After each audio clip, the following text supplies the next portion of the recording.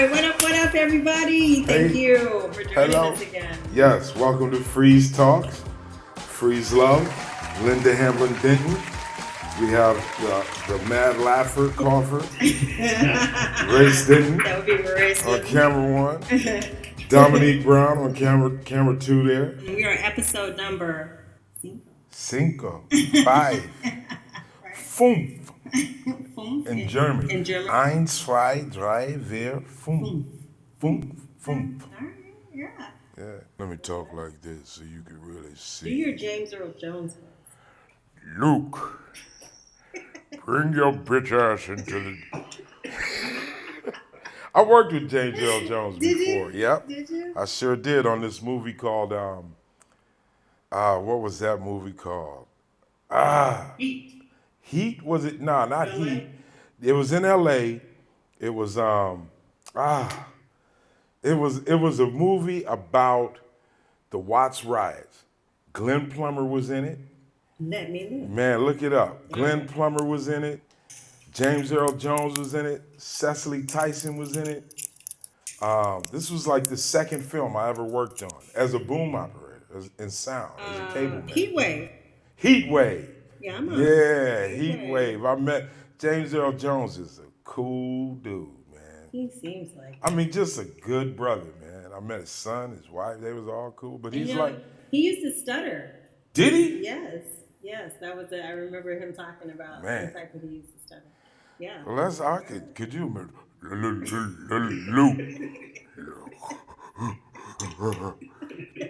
Darth Vader stutter.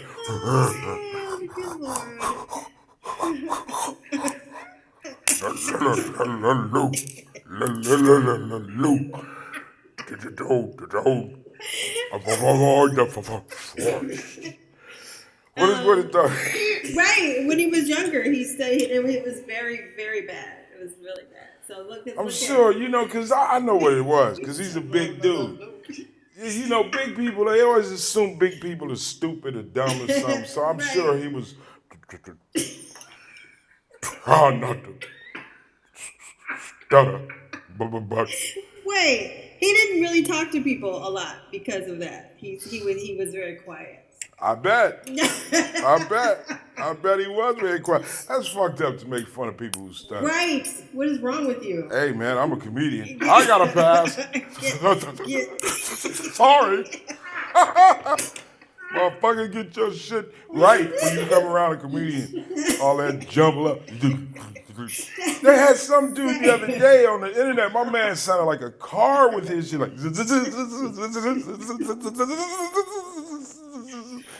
Okay, but you have to say you have to say something. You don't mean that, because there are people who. Hey, I don't mean it, man, but I mean it. Look, we all got something, man. We all got. Look at me. Look at my gap. Fucked up teeth. Got these wolf teeth at the bottom. Yeah, that's me. You think I wouldn't fucking trade these in to be a perfect toothed stutterer? It's like one or the other. Nigga, you got fucked up teeth, but you're very fucking articulate. Or you can have great teeth and stutter. Stop. You're wrong. See, there's all kind of speech impediments, though. That's true. When I was a kid, we had a dude live across the street from us named Adolph. A white dude. And his wife's name was Judy. Adolph and Judy. They were like you know how they were there when we first moved there? There's a lot of white people, but then we was like the first black people on that street, and we kind of like took it over. Like it was more and more. So all the white, white flight. Right. They would leave, but Adolph and Judy, they hung the whole way. The problem with Adolph, when he was a kid, he bit half his tongue off. Oh my God. Playing hide and seek, as he used to say. And my pops couldn't understand him. But I could understand it because I was a kid.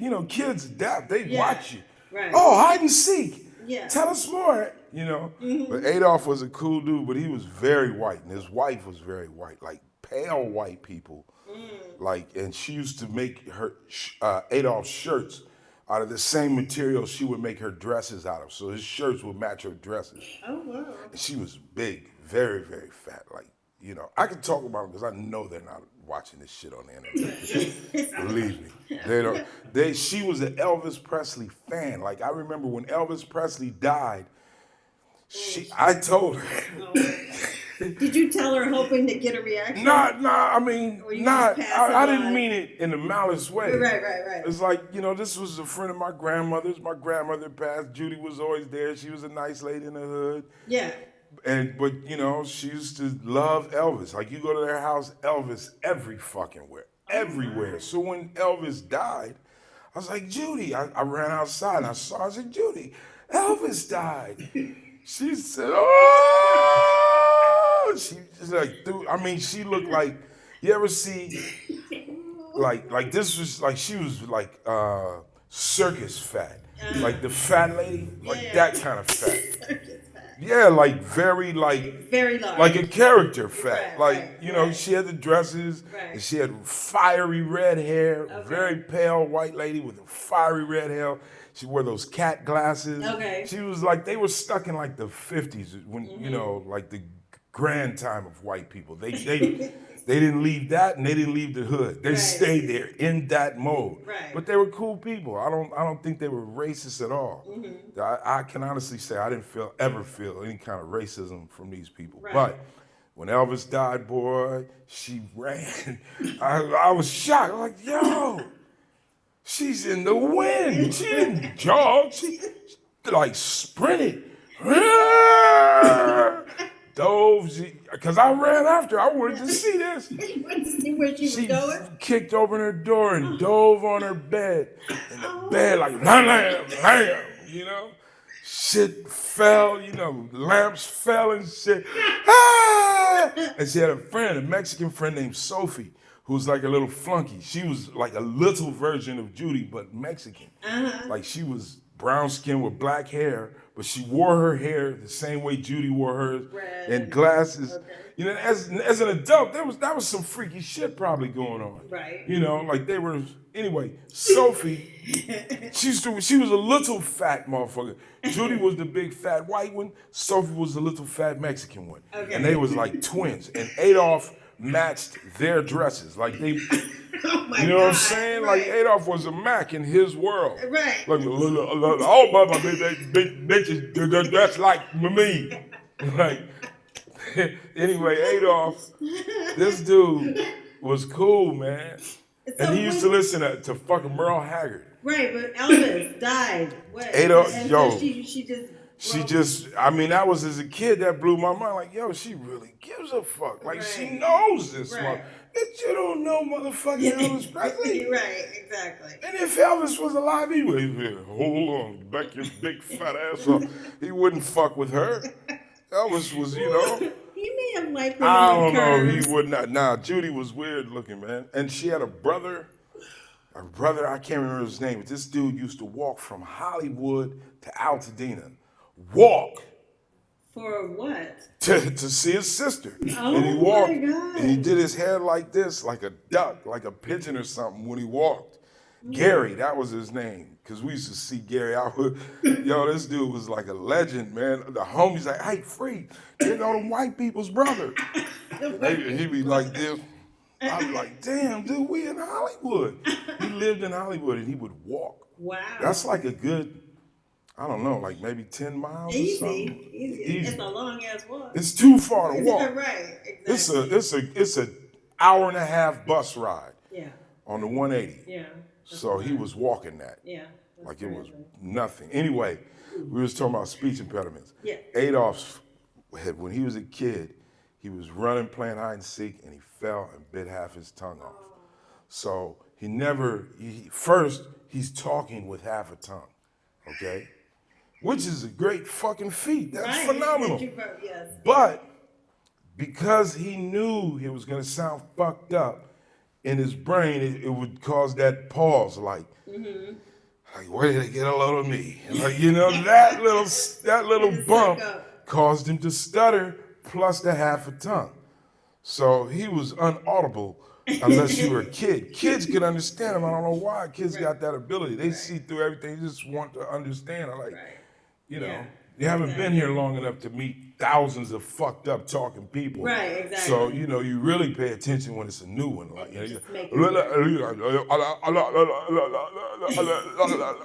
like this song by Merle Haggard. Okay. They used to have Merle Haggard. He used to play Merle Haggard. That's how come I know about country western, because of Adolph's ass. He used to bump that shit. Listen from a lady named Loretta Lynn. And he would be humming, he would be bumping Loretta Lynn, Merle Haggard, Hank Williams Jr., all that shit. They had this one song called fucking Teddy Bear. Teddy Bear. Yeah, it's some country western song. I don't know, Teddy Bear. I know it's a lot of rednecks like, how dare you not know who sang Teddy Bear, Freez Love?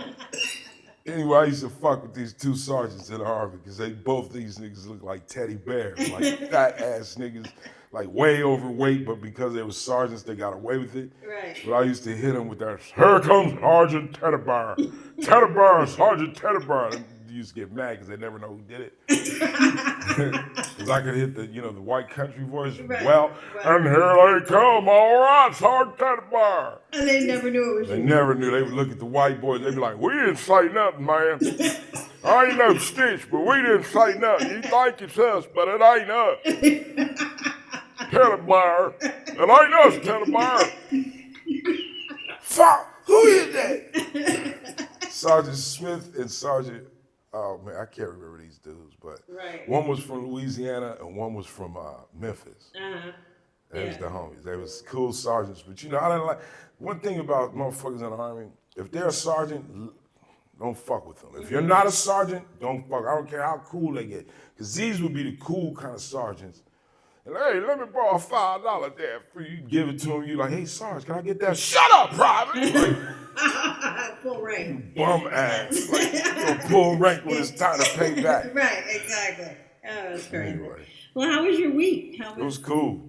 Thanksgiving cool. Hey, much love to everybody out there. I know I'm like done with leftovers and all that. Like, okay. Good. Did you on to Christmas. Yeah. Or on to my birthday. Birthday's coming up before Christmas. Both of us. We were yours too, yeah. The month of the year. That's right. December 17th. That's right. My son's December. Yeah. Yeah. Would you do any Black Friday shopping? Yeah, I don't play that shit. All of that diving for TVs. Man, listen. I just wait in the parking lot when they come out. Thank you. Hey! No, you don't do that. No, I don't. I'm not even, no, you don't do that. I'm not going to say, But that works, though. Yeah, for some people. I've heard. So you've heard. It's like, yeah. I mean, you're going to take a risk going down there, right? Yeah. Take a risk, motherfucker. Hold this heat. You scared of. You going to go in there and scrap? Stay out here and scrap. Have you ever stood in line, for, anything like Toys R Us or TVs or phones? You know what? Well, we know not phones. I don't go for that line shit, man. I'm not the one. And I think it's because when I was a kid, I learned as a kid. There's this movie called Witch Mountain. You ever see it? Yeah. Remember that shit? Escape from Witch Mountain? Escape from Witch Mountain. Yo, they were playing that shit in Pasadena, and they had a big-ass thing in the newspaper, because that's when the newspaper meant something. It's these kids, what do you mean by newspaper? It's like this. Anyway, the newspaper was like, yo, if you come down, because it was a grand opening of this theater, the man's triplex theater. It was like the first time that they had 3 movies under one roof, 3 different theaters. This was, all this shit now. Right. Yo, this was phenomenal. Yeah, it was phenomenal. Mind blowing. And they were like, all the kids did come get a special prize for the first 500 kids. I was like, 500 kids? Like, oh my gosh. I begged my parents, take us to this, please. We got it. And it was like, all right, cool. I was like, we got to get there early. You're going to be in line. Like, yes, I know, I'm ready. We waited in line like all day or all morning. Like, I think we got there like 9 o'clock you were waiting for the matinee to open up. Oh, just to go. Okay, yeah. And we got there, we waited like 3 hours, which was a long time for a kid. For real?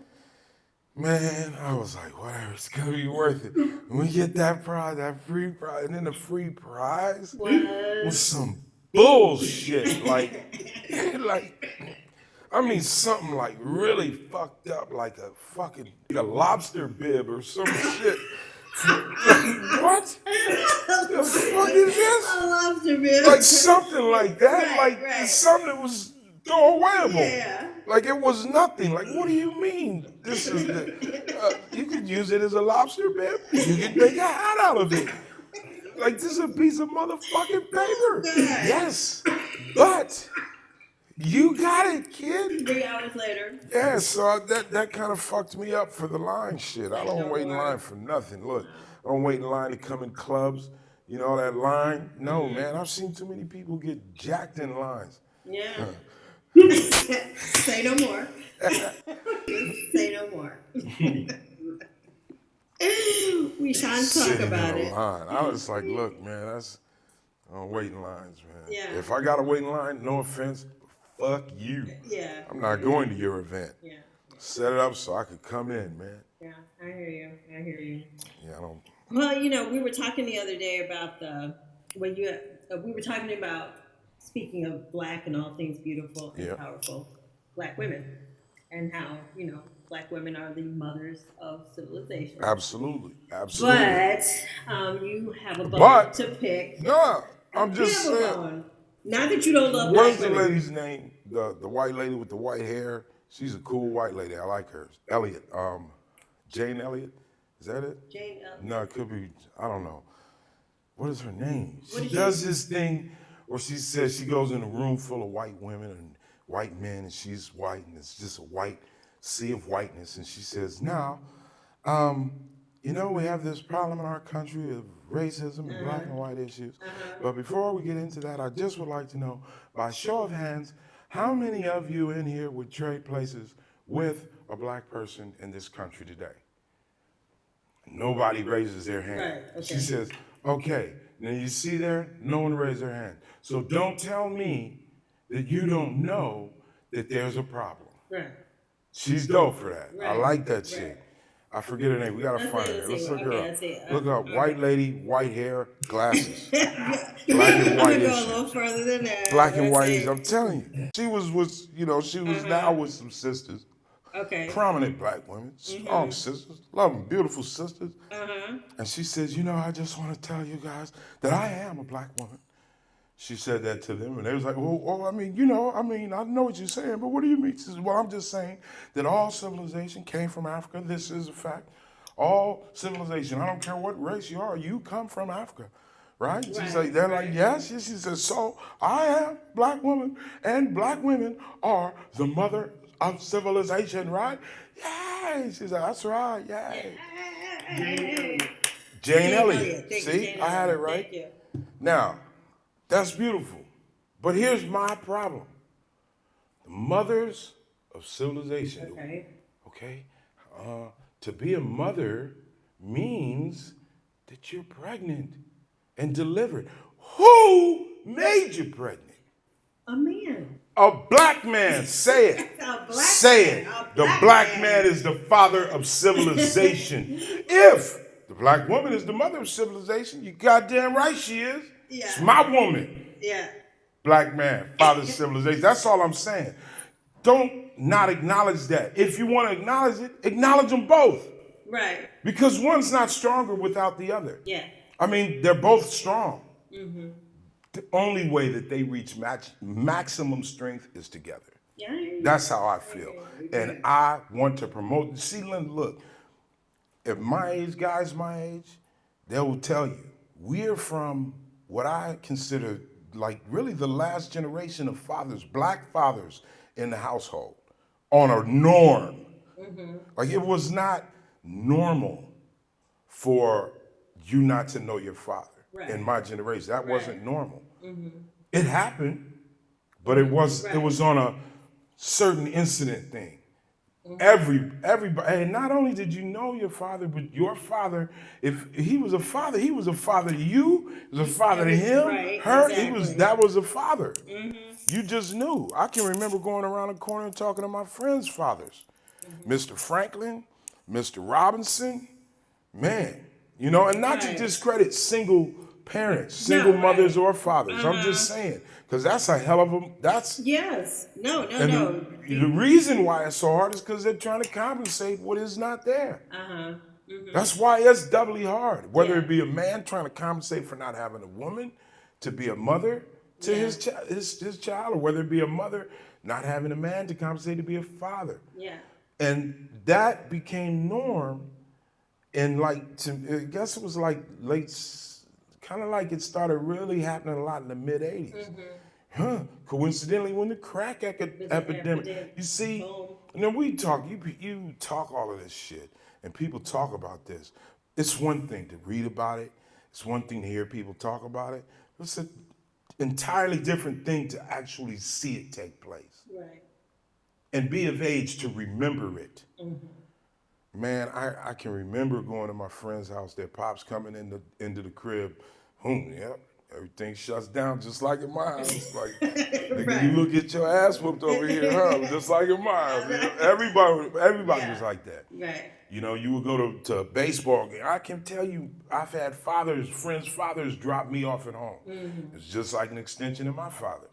Like you knew that role. Yeah. That was obliterated. Yeah. Obliterated. I'll be high and make sure. But I heard a lot of your point was well said. Yeah, for real. But why do you think that if we get mother, but we don't get father? Well, Black father, I think mother is compensating for not being acknowledged. You understand?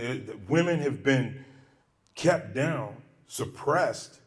That it's like, goddamn, they gotta yell loud. Yeah. I get that. Right. They should, yeah. But all I'm saying is, do not negate the other. Yeah, right, exactly. The strength is in both of them. Right. The strength is in that unity. Yeah. That unity. Yeah. And it's just been, you've seen it on TV, you look, on Good Times, Florida Evans, my girl, down. She had to fight to have a black father on that show. Yeah. Because there's an agenda. Because look, man. It has been and still is an agenda. And you know why? Because that combo is bad than a motherfucker. Yes, it is. Woo! You don't want that combo on your door. Yeah. You don't want that combo at the teacher conference. Teacher. You see how it's parent-teacher? Right. See, subliminally, they sneak all this little shit in? Right. No. I had 2 parents coming to my shit, and I was good. Yeah. It got to the point to where it was like, at first it was Pops to show up and let the teacher say some shit. Because first of all, he has to go. Right. So he's like, let's go. Let's get this started. Let's get it. Let's go. Yeah. And he looked at my shit. You drew that? Okay. He said, you drew that? Where's your math? Let me see your math. Mom's was nice. She would get the other side of it. They would it was like good cop, bad cop. Yeah. Right. They would clean up on you. Right. They knew. Yeah. Shit, it got to, I remember after my pops had a stroke. After his stroke, years later, I was still threatened to him coming up. Because he when he knew he couldn't whoop my ass, because he physically was messed up, he used a whole nother mental tactic. He's like, and I'm going to come up there. If I come up to the school, brother, let me tell you, I see my son's work. Where's my son's work? That's how I'm going to be. You understand? You understand? He would tell you that, bro. Yeah, man, because he's already walks with the cane. Right. He's in a wheelchair with the cane and with the walker. So then he'll throw the extras on that. Just to fuck with you. And I know he'll do it because he did it in church. Let me tell you, man. We went to my cousin, Keith Turner, man. This is my cousin. This is one of my favorite cousins, man. It's an older cousin. You know that older cousin that you he can kick your ass and he will. Right. If no parents are around, he's like play fighting. And he'd be like going overboard, like, all right, shut up. You ain't gonna be no punk. He was a good cousin. But they lived in Colorado. They lived in Denver. And their father, my Uncle Garfield, he was a military man. They had an older brother, Jerome. He was in their military family. They didn't play. And my pops was like, look, we going out there. My Aunt Kazi, that's their mom. God bless them. I love them. Went out to their house. And, wow. it was like Thanksgiving and all of that. So I remember because it was cool because it was cold. And that was a big deal. California kid, I got a bomber on, like, whoa, my pops, this was his first trip after his stroke, so he was still, messed up a little, but he wanted to do this trip. So we went. Man, we're out there kicking it with my Uncle Garfield. Listen, pops is having a good time listening to jazz, all of that. He says, so tomorrow we're going to church, right? My dad said, yeah. Now my pops, church, but he's like, look, man, we go in there, just listen, it's all good, just look, man, there's nothing wrong with church. I'm like, you're not telling me nothing, I know. Remember, I'm the one that has to go all the time. You never have to go, but you're going, huh? He's like, yeah, all right, I'm going, man. So we go in there, it's just me and him, and we're in the church, and I remember the organ player was playing, and she kept looking at Pops, and he was like, smiling and all that. We were cool. Then they said, well, we have some visitors. And I was like, here we go. Stand up. What are you going to say? Would you please stand up and introduce yourself? I said, what are you going to say? He said, my bud. I'm like, he said, I was like, wow. You're acting like you're really doing this. Yeah, he did that. He's like, man. I'm like, oh, man. So I got up. I said, what do you say? What do you say? I'm in church, and I don't want to go to hell, so I'm going to tell y'all he's a liar. He can talk. He can talk very well. This bullshit. Excuse me. Tell him. Quit playing like you hurt. So I didn't know what to say. I said, yes, well, my name's Paul. This is my dad, Vern, farmer. We're cousins of my cousins, the Turners. And thank you so much for letting us go to your church, for having us. Thank you. This is in what church do you attend? Only thing I could think of, I said, Mount Moriah Baptist Church. Because there's always a Mount There's always a Mount Moriah Baptist Church. And I looked at my dad and he said, a good one. Thinking on your feet. And he said, oh, with Pastor Green? I was like, with Pastor Brown? Yo, I said that. God. No, Pastor Brown. Man, I didn't, That's crazy. So they said, well, welcome to our church. You ain't going to have to reach out to Pastor Brown and tell him what, I was like, yeah, hit him up. Mount Moriah Baptist Church. Yes, everybody has a Mount got Moriah. one of those, know. But it was like I was on the spur of the moment. I didn't want to right. I wasn't trying to No, you were just trying to make a bad situation better. Right. This dude did that to me. My pops was what did he say after? Did he laugh? He said, good one, man. I saw like you see that was an exercise for you to think on your feet. Lieutenant, you doing good, man? I was like, yeah, Pops, that wasn't right, though. We were in church. He said, word, we're out of church now. So don't worry about it. We made it. We had a good time. You had a good time, right? You had a good time. You met nice people? Got some good food? What's the problem? All right, well, the problem is you didn't talk to nobody, and I did. He says, hey, man, come on, man. Keeping you frosty. Yeah. He did that. Pops was no joke. Oh, my God. So, yeah, okay, I saw this thing. Actually, it's been a thing for a minute on Twitter where you have, speaking back to I guess we have a beautiful black thing going on. But there are a lot of white chicks on Twitter who are making themselves look black or biracial or racially ambiguous. Yeah, see, these motherfuckers, I got a problem with these motherfuckers. See, like that one chick, what's her name, Dozier, Rachel Dozier? Rachel, yeah. She's just gonna play black. But see, when you play black, you look like half my family. Who is black? Right. I remember my sister, man. She was at this company, right? And my sister had a good job. This was a good job. And in a meeting, they started talking about black people. Like really, like talking shit. Yeah, like shit. Now, my sister, God bless her soul, she's she's a good person, super nice, super sweet person. She just automatically thinks the niceness. Right. So she said, I was like, I was listening to her, I just said, wait a minute. Wait a minute. You're talking about black people?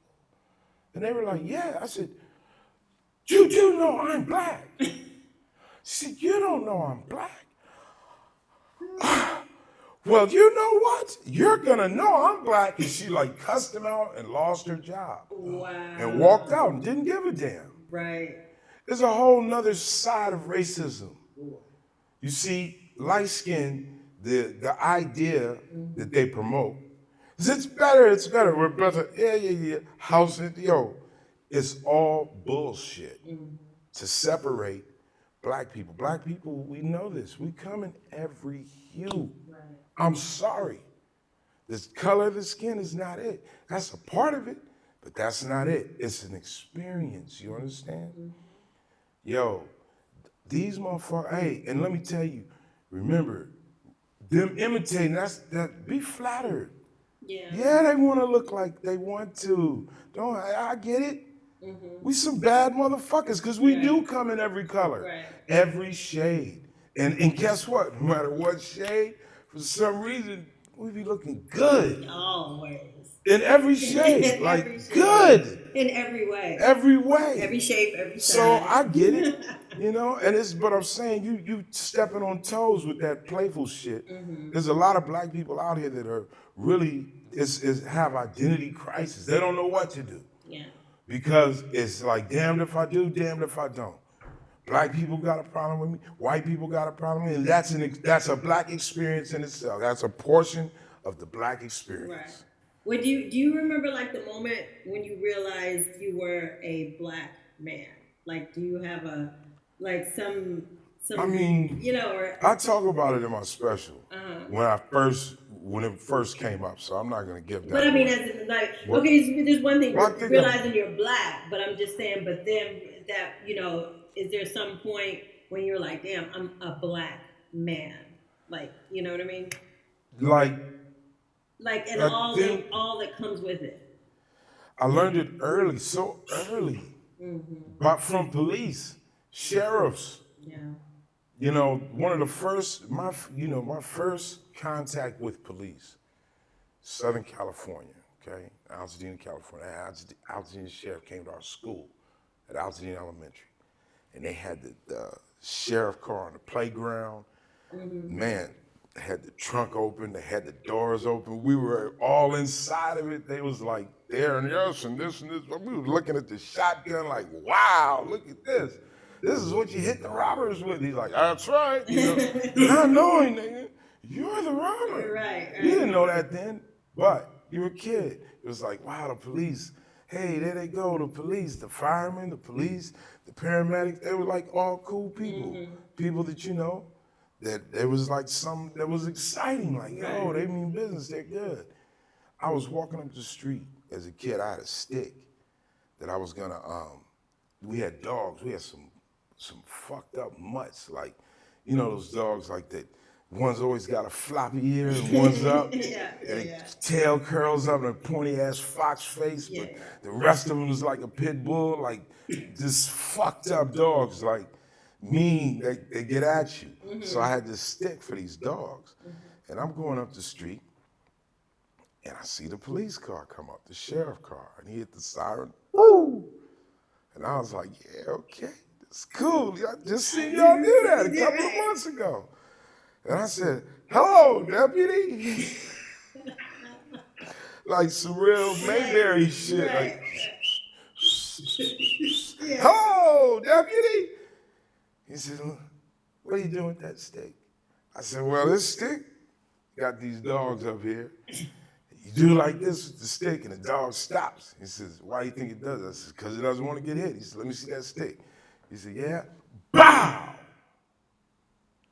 hit me on the leg. I was like probably about 11.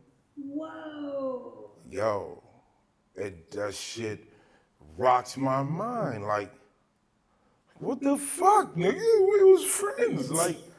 Like I hadn't seen. He wasn't one of the ones that came to school, but he was still, a sheriff. he represented He was that. a white man. I was a kid. Yeah.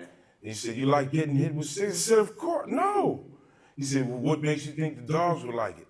Well, I don't think they would like it, you fucking idiot. That's why I got it, to do that, to scare them. I would, you know what I'm saying? That's what I'm thinking, but I didn't say. I was like, I don't think they like it. Like, I'm crying. I'm a kid. This is an adult. Right. Just the fact that an adult would do that, did some aggressive shit to me as a kid fucked me up. Yeah. Because you're not my father. Yeah. I had a father. Yeah. My father was recently sick. He had just had this stroke, so you know, it was like, I was just like, what is going on? And he said, "You want me to tell your parents? Let's get in the car. I'm gonna take you to your parents." And I was like, man, I don't want the police to bring me to my pops who just got sick. Yeah. That'll push him over the edge. That's what I'm thinking. Yeah. I'm crying. I'm like, no. He says, took the stick. He broke the stick. He says, "Let me see you walking with any sticks." Yo, so he got in his car and he drove off. And that was Altadena Sheriff, okay? So, at that age, and guess what? My story, I had stories to compare with other homies. Yeah. Yeah, they got me. They came into class and got me. What do you mean? Like, yeah, they came, don't you see the police in high school? I had friends taken out of class. Cheney Trail. Yeah, they sweat this street called Cheney Trail. Cheney Trail is like at the top of Altadena, in the foothills. And they would take you to Cheney Trail, beat you as you handcuffed, and leave you up there to walk back. But your ankle might be broke. It's a, you know what I'm saying? They were infamous at this. Altadena Sheriff were infamous with police brutality that was unreported. Right. This is just no.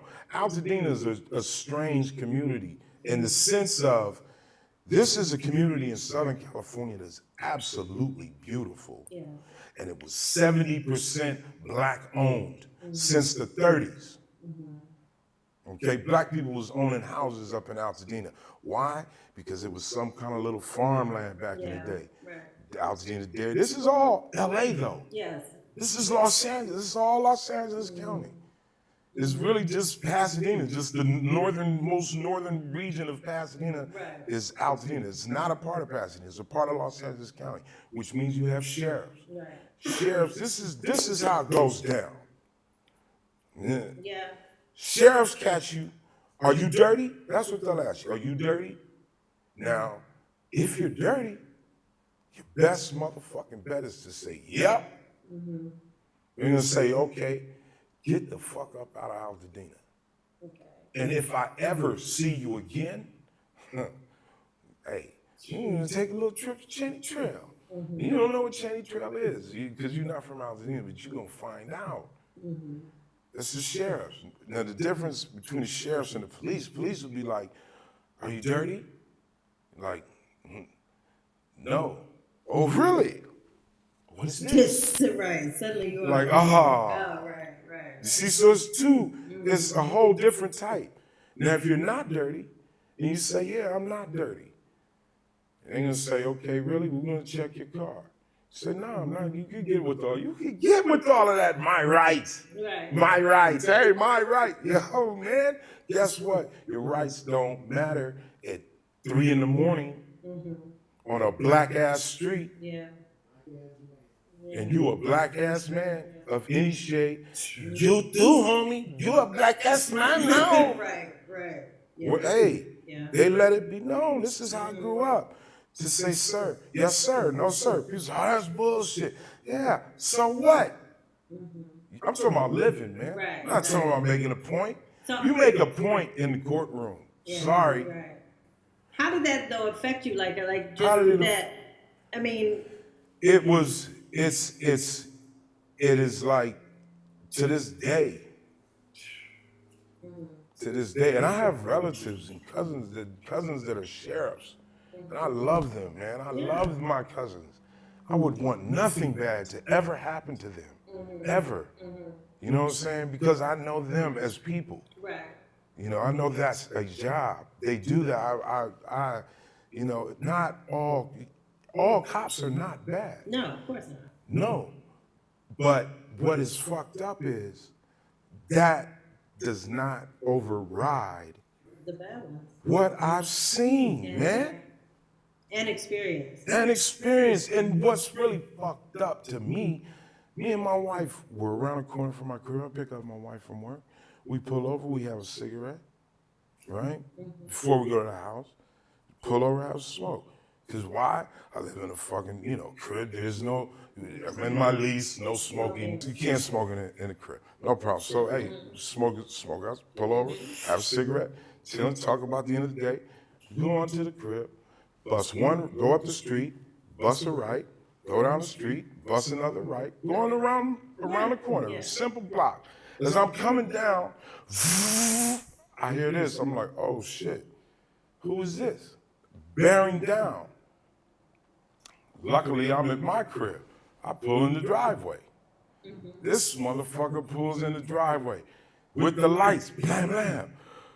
Driver, put your hands. I'm like, This was recently? Yeah, this was this year. Oh my God. Okay, go ahead. Okay? I'm like, come on. Yeah. Driver. Now my wife from Brooklyn. I met my wife's from Biggie's hood. She's from Bed-Stuy. Police, crime, that's part of that. Right. She's like, what the fuck? I'm like, yo, this is blowing her mind. To me, I'm like, oh, this bullshit. Right. I said, just do what I do, don't say anything. She's on it, no problem. I said, he says, put your hands out. I put the hands out the door. Open the door, all of this shit. I get out, hands up. Yo, hands in the back of the head. I'm not saying shit. Right. I'm not saying anything. Nothing. I'm not saying a word. I'm doing everything they say. And my back is to them. And it's at night. Now, all my neighbors are coming out. Right. White neighbors. Yo, thank God. The white neighbors are like, what? Like this old white lady. What is going on? He is a good guy. What are you doing there? What are you? I'm like, I didn't even say nothing to her. I'm like, man, you bad off if you expect me to say anything. I'm not getting dumped on. Right, I know what they do. Yeah. I'm worried because, see, this is how I view the police. If someone, like a short bus kid, has a gun, how you gonna treat him? Like if JoJo has a gun. Everybody, I got a gun. Yeah. You're not gonna say, hey, JoJo, put that. You're gonna be like, okay, JoJo. Right. JoJo, do what JoJo says. Yeah. Okay? They got the guns on me. I'm on my knees. They hit the knees. I gotta hit the knees. Yeah, I'm gonna hit the knees, no problem. Cause I already know. Nigga, if you hit me, if I go out, it's what I'm gonna do. Charge you. I'm from LA. I know this. This is nothing to me. Right. Unfortunately, see, that's where it's fucked up. It's nothing to me. You know how many times in my lifetime I've been in this position? Right. Uncountable. Wow. And guess what? Sometimes I was dirty. So I'm like, whatever. I'm clean. Right. Listen, I got nothing. I'm good. This is the drill. Right. My pure wife, who's from the hoods of hoods, it's like, she's scared. Naturally, I'm scared too. Yeah. Because guns go off. Yes. Yeah. This shit happens. This is not nothing We know new. it happens. But see, that's the thing. It's not anything new to me. I've been getting pockets ran with heat drawn on me. All of that. What I've lived with my whole life. So it's nothing new. Now, because everybody's got a camera and they have it on film, that's new. Right. Having it on film was new. With Rodney King, that was new. Yeah. Okay? That was new. Finally, we have it on film. And then you see that the film don't mean shit. They're gonna do what they're gonna do. That's how come That's how come I say you have to. I said, bow down. Bow down. Yeah, bow down, because you're not going to win. Yeah. Bow down and fight again, baby. Yeah, exactly. It's not about this battle right here. Exactly. You got to just make it to the next battle. Yeah. And you cannot get, because you be scared, because, yo, my heart was thump, thump, thump. I'm there, I'm down. They got the keys. They come up, they check me, they say, what's going on? I'm like, now that the guns are off me, guns are drawn, I'm like, what is the problem? They said, well, we had someone flag us down and say you tried to break in their house. What? Shut the fuck up. Are you serious? I'm like, really? You and your wife just tried to break into somebody's house. I'm like, this is my wife. Then they checking ID. Now the handcuffs are on me. Now it's time to act the fool, because now I got all of my motherfucking neighbors there. Right. But still, my wife is still like, shut the fuck up. But now I already know, because I'm from LA. Now it's time to show your ass. The guns are put away. The people are here. I'm like, motherfucker, how dare you? This is we didn't know this is your house. Yeah, who the fuck robbed somebody up the street from there? Who flagged me? Who? I want to see them now. Yeah. I want to see them now. Well, my partner's going to get them. Yeah, because guess what? I need the name, because I'm calling Officer the Guard.